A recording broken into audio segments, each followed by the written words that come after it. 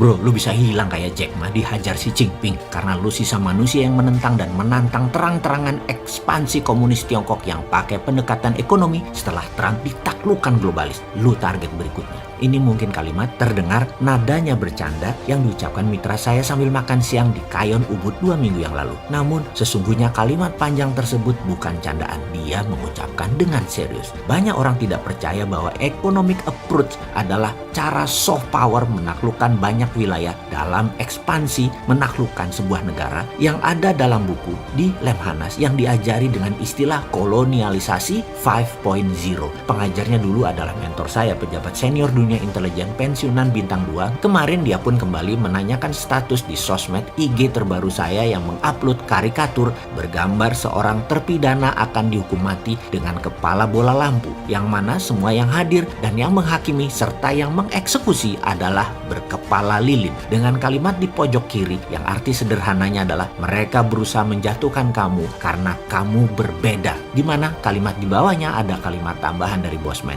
New Mind berjuang berat di awalnya melawan penguasa kebenaran sementara para Old Mind. Semangat!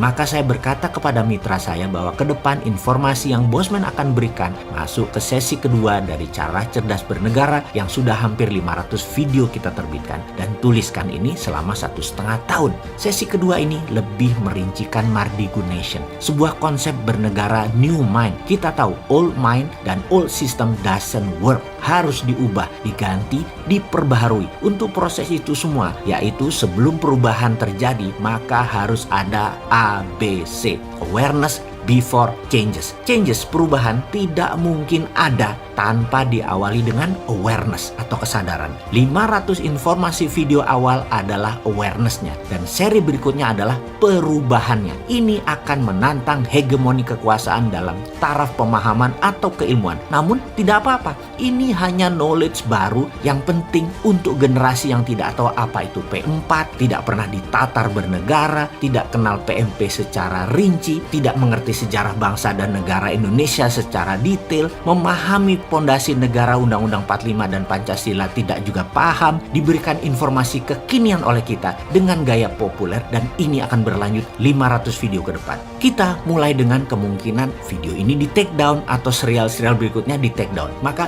hal itu bisa terjadi bahkan oleh pusatnya IG, FB, YouTube yang melakukannya atas perintah globalis. Mungkin saja globalis sangat anti gerakan patriotik nasionalis. Rencana mereka mau buat negara less important, negara menjadi kurang terlalu penting. Sementara kaum patriotik nasionalis menguatkan kekuatan dalam negeri, kekuatan anak bangsa terlebih dahulu, baru berurusan dengan luar negeri, perusahaan multinasional, dan jaringan globalis. Nasionalis bisa melakukan apapun untuk proteksi bangsa dan negaranya. Misalnya menaikkan tarif masuk, membantu habis-habisan perusahaan Indonesia di luar negeri. Sementara globalis dan negara besar berusaha keras agar proteksi barang masuk ke negara nasionalis tidak terjadi. Mereka akan cari cara untuk proteksi tersebut tidak diterapkan oleh Mardigu Nation misalnya. Mereka akan cari akses supaya Bosman tidak terapkan masuk barang dimahalin dengan pajak atau barangnya tidak bisa masuk karena 100% diblok. Cari pejabat yang pragmatis dan oportunis, pasti mau duit. Mereka punya cara untuk mempengaruhi